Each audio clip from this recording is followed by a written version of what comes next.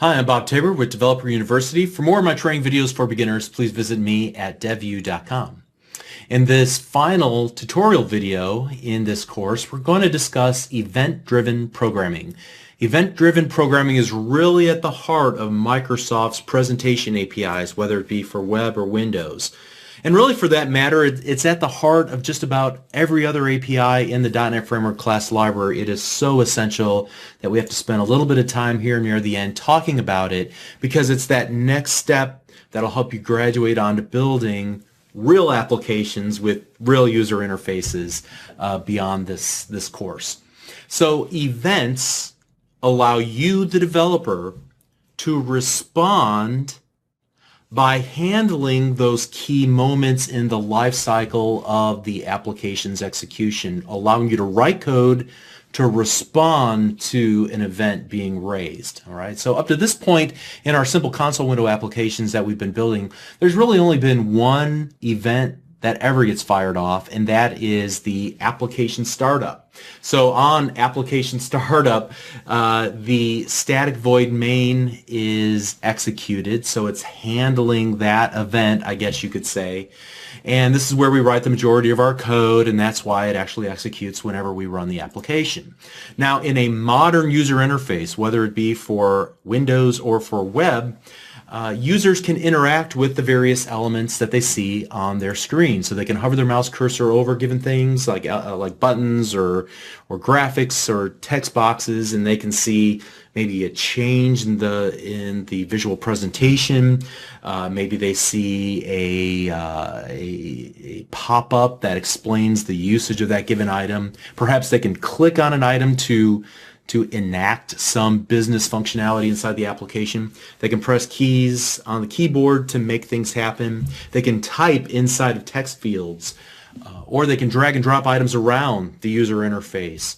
And each of those will raise a number of events. So as a software developer, you can decide to write code that responds to those interactions between the end user and those various user interface elements on screen. And you can also choose to ignore those that really don't make sense, that you really don't care about, you don't implement for your application. So a given component, let's say a button, for example, in its development by Microsoft, they included or defined an event. Let's say it's the click event for that button. Now, the developer, you and I, we say, hey, I want to write code that performs this business logic that I'm writing here in C# whenever that event, the button's click event, is raised. Then I want this code that I write to be executed. So the developer creates a method and attaches that method to the event, and I'll show you how we do that in just a little bit here. So as the application is running, the user is interacting with the application. Eventually they click that button. The .NET Framework runtime says, okay, if you were listening for the button click event, here it is. It just happened. And it will notify every one of the methods that you and I as developers have attached to that specific event notification, all right, that we've registered to that event. And I'm going to show how events are used in a simple Windows application near the end of this video in a more realistic scenario. But first, I want to start with the absolute basics and keep things as clean as possible. So we're going to work purely in a console window application.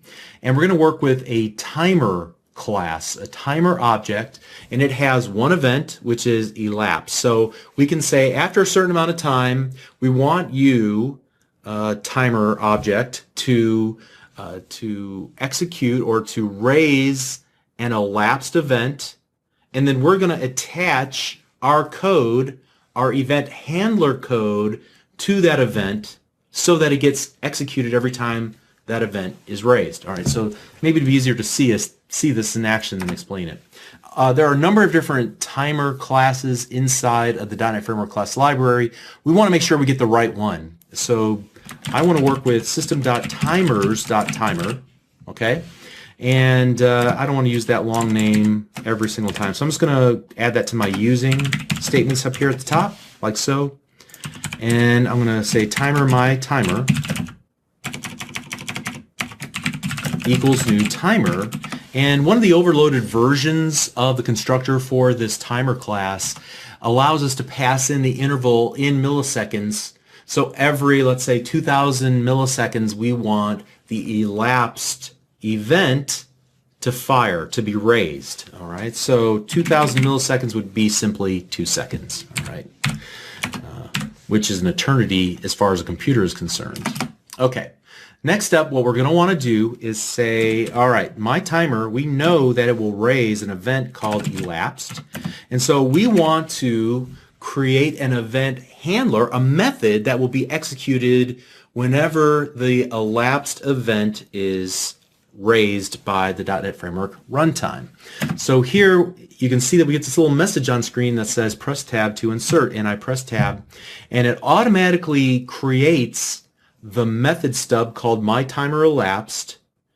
So, and it creates it in a very specific way with a very specific method signature.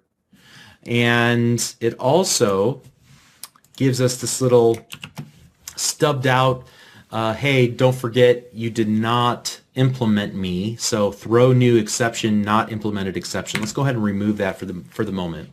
But notice what happened here as well. So we are attaching or registering an event called myTimerElapsed to the elapsed event. So this references this code block right here. Okay, and so inside of here we can write the code that we want to execute each and every time the elapsed event is triggered inside of our application. So this is where I might write something like console dot writeLine, and the elapsed event will send along some event arguments. And one of the interesting event arguments is actually the signal time, and that will give me the exact down to the millisecond when that particular event was erased. Okay, so here we go, and I'll just go, actually let's do it this way so that we can format it nicely. We'll call this elapsed, and then hour, minute, second dot FFF. That should give us down to milliseconds. Okay. And now what we'll do is actually tell the timer to start ticking by calling the start method.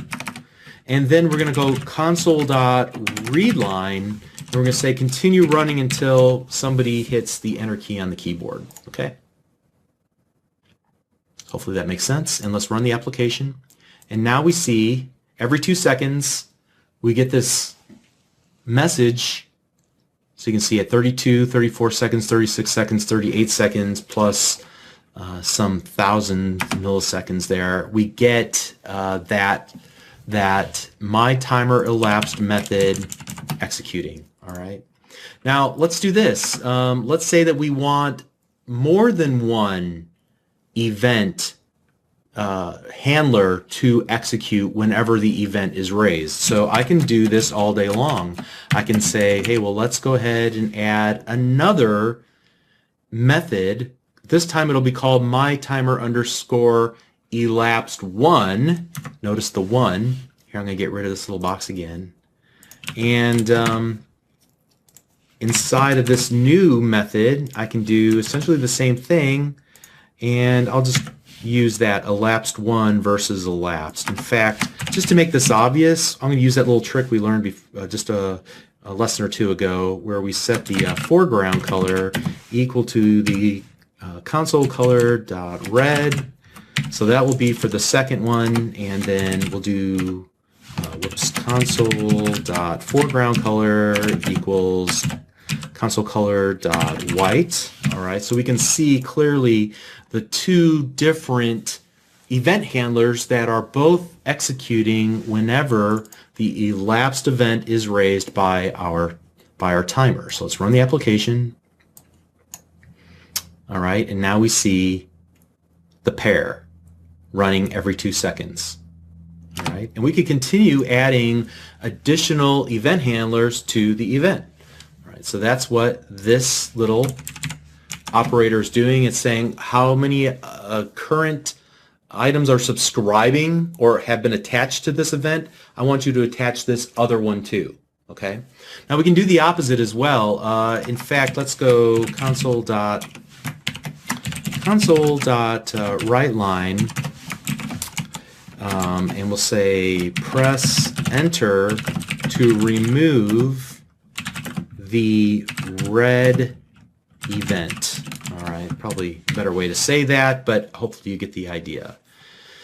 And so then after this read line, we'll add another read line for the very end of the application. And in between, what we'll do is actually unregister, detach this second event handler for this event. So we'll just do the reverse. My timer dot elapsed minus equals my timer elapsed 1. So now we have removed it, and it should no longer execute whenever the elapsed event is raised.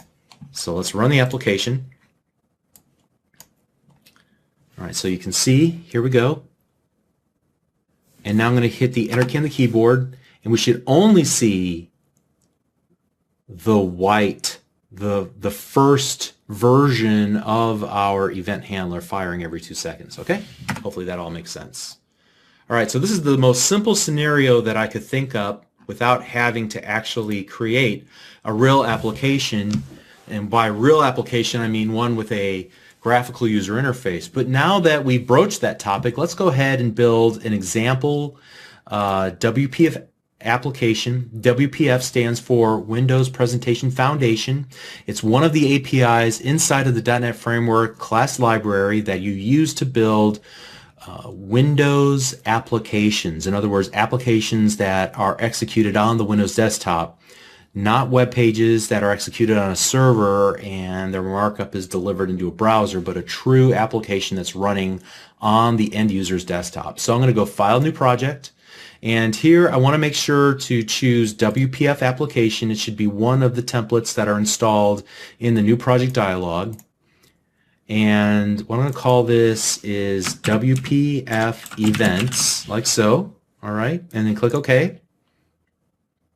And this is not going to be a tutorial on how to create Windows presentation, application, interfaces, or how to work with it, but I just want to show you the basics are generally the same. So here we have a basic application. We can actually run the application. It'll do nothing at all. We just get a white form on screen. But I want to go to my toolbox over here on the left-hand side. I'll even pin it down briefly.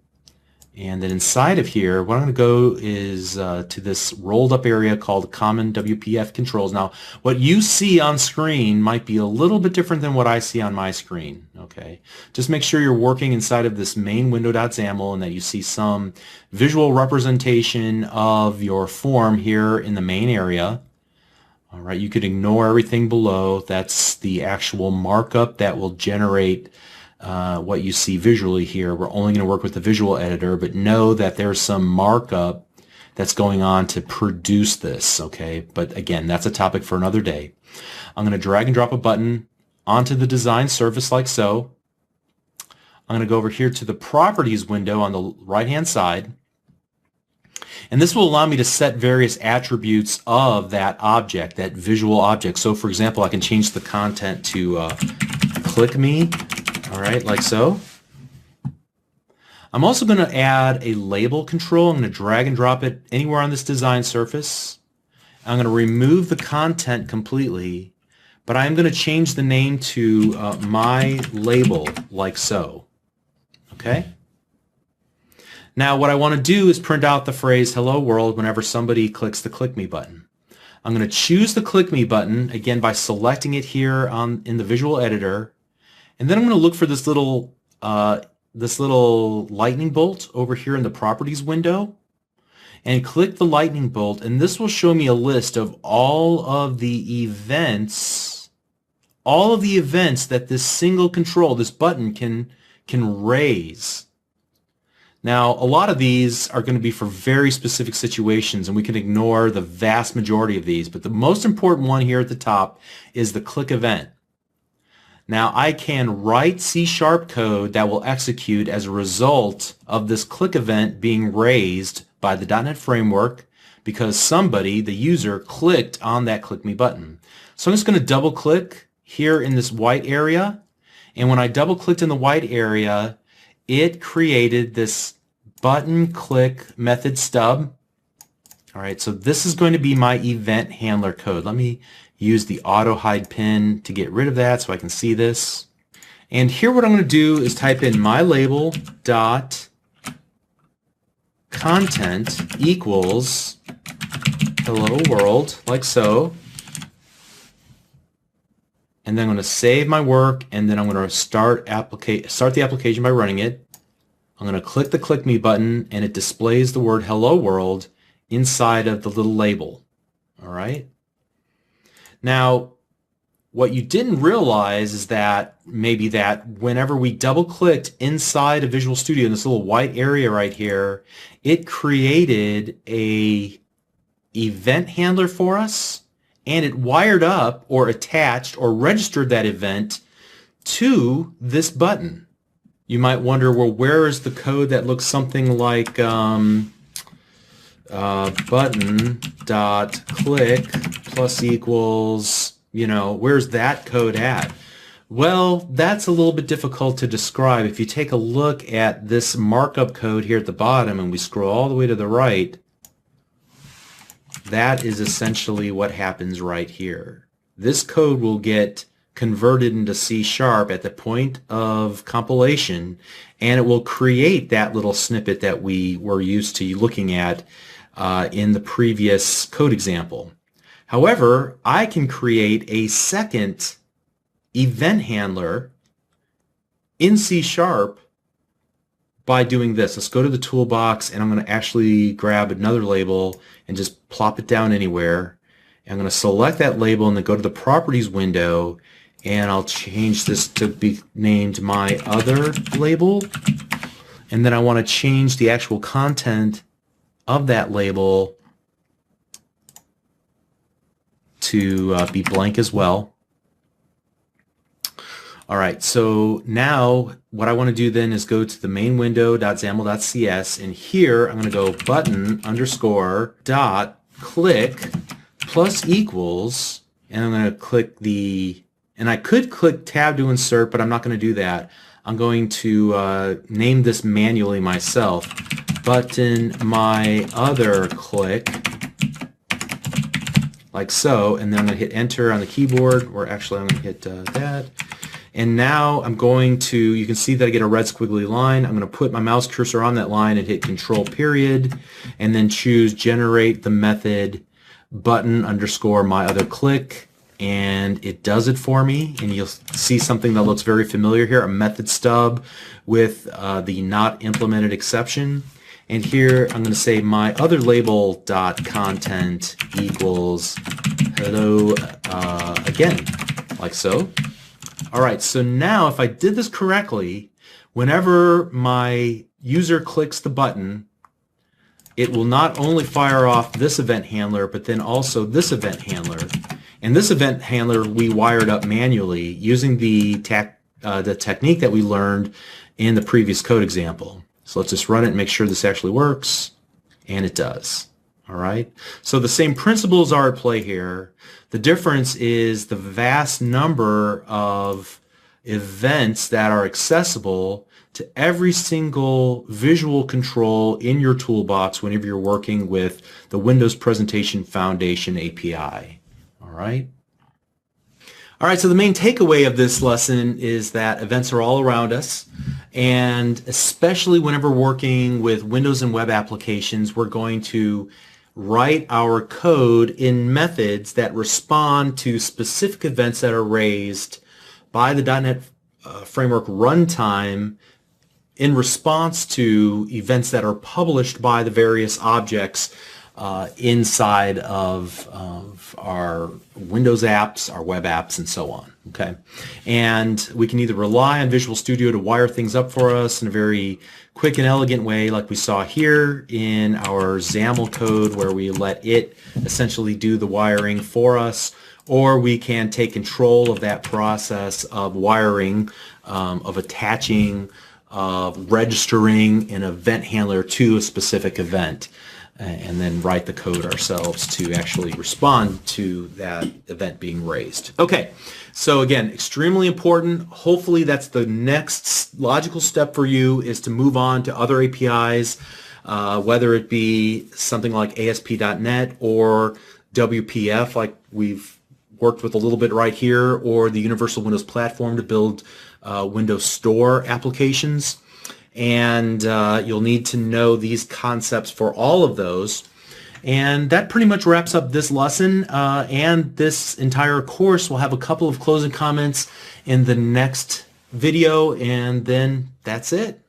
So we'll see you there. Thanks.